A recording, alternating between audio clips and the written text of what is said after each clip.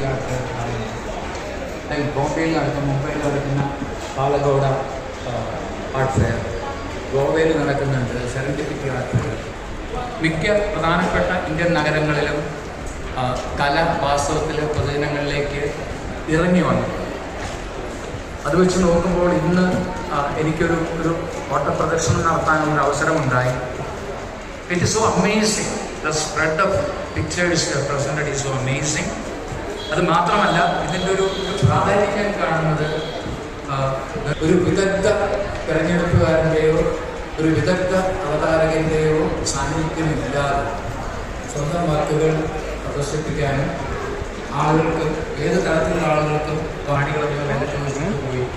ഇങ്ങനെയൊന്നും നമുക്കൊരു കൺവെൻഷണൽ എക്സിബിഷൻസിലൊന്നും ഇത് നമുക്ക് പ്രതീക്ഷിക്കാൻ സാധിക്കും.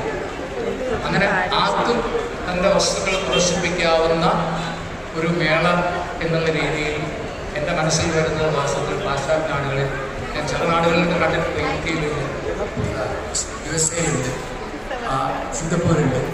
നമ്മളത് സ്ട്രീറ്റ് ഫെയർ അല്ലെങ്കിൽ സൺഡേ മാർക്കറ്റ് സ്ട്രീറ്റ് ഫെയർ എന്ന് പറയുന്ന രീതിയിൽ വളരെ പ്രഗത്ഭരായ കലാകാരന്മാർ പോലും വന്ന് തങ്ങളുടെ ചിത്രങ്ങൾ പ്രദർശിപ്പിക്കുകയും ആൾക്കാരുമായിട്ട് സംവദിക്കുകയും അങ്ങനെ ഒരു കാർണിവൽ